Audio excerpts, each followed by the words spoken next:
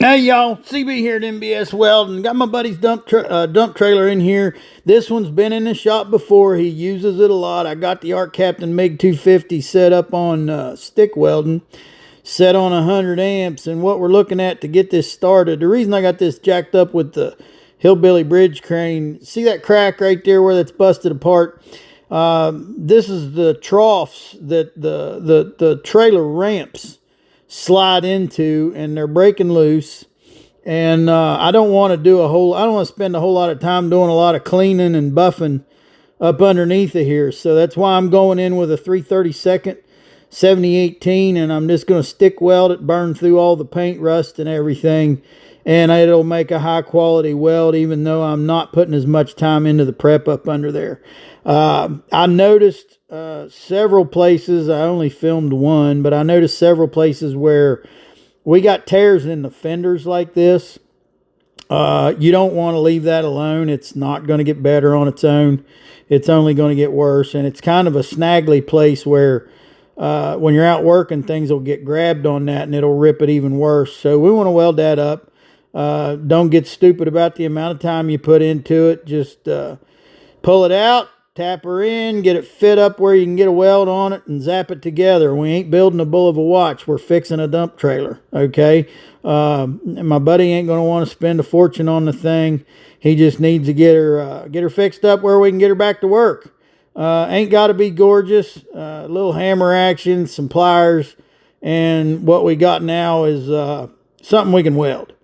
You know, it's not exactly where it was, but it's good enough to get a MIG on it. Still running the MiG 250. I'm running 045 wire in the MiG 250. 045 solid wire with a mixed gas. And you notice I got lots of tacks on the bottom before I did any welding. You got to start building up some material on the part that's going to burn off. If you just weld from top to bottom in a weld like this, you'll just burn the bottom completely off. And the bottom's where you need some meat. So get some beef on that first. Another thing we see here, although I've welded on these hinges before, they always broke before where the hinge welded onto the tailgate. Now we're getting some crack-a-lacking right next to there. And there's a lot of people, oh, hang on now.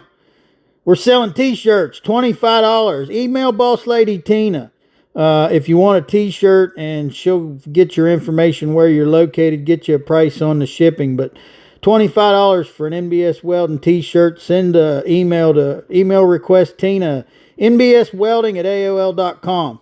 What I was going to say about these hinges, there's a lot of people say, oh, that's broke before, now it's broke again, you need to put a new hinge on it. Here's the thing, on stuff like this, no matter what you put on here, he's going to tear it up. So if I fabricate a super strong, massive hinge on here, then he's going to rip it right out of the tube of the trailer. You know, it's just going to fail somewhere else. Don't spend a stupid amount of time on it. Don't spend a stupid amount of money on it. If you can throw 20 minutes into doing a weld repair and it lasts a year, you know, that's the most efficient thing to do, and make it so that if it does fail, the hinge will fail, and we'll put a hinge on it. At this point, we don't need to put a hinge on it, and we definitely don't need to destroy the trailer by making it too strong. Couple uphill passes on that. I'll run some beads on the inside too when I get it open. Now, another problem, we've welded on these hooks before. This hook's completely gone. The hooks are to hold it open while you're dumping it. Hold your tailgate open while you're dumping your trailer. And obviously, since we've welded on them before and one of them's missing, this is something that's at the point where we're going to have to replace it. I believe these rods that these hooks are made out of are 3/8. I'll go up a little to 1/2 inch. I'm not going to go any bigger than that. Like I say, I don't want to make something that's so ridiculously strong that if something snags on it that it destroys the entire tailgate. But we might go go a little bit bigger. I use the Arc Captain Cut 55 Pro plasma cutter, and I did some gouging. I got my oxyacetylene torch, and I'm using a bending jig to make me a hook out of some 1/2 inch rod. And Now we got us a latch to hold that tailgate open, and that'll work great while he's dumping it. And went up a little in size, but nothing crazy. Didn't put a ridiculous amount of time in it. Looks good to me. Moving on.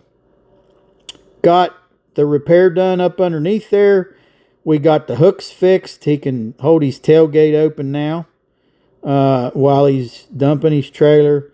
Got a couple of the latches where I found some cracking, and I did some welding with the MiG 250 with the 045 solid wire and mixed gas. Did use the MiG on everything except for that up underneath of there, and used the MiG on the fenders. You know, I did a repair at 4 corners, but I only showed one on film. So I want to thank you all for watching, and remember, learn how to work with what you got. That way you always have everything you need.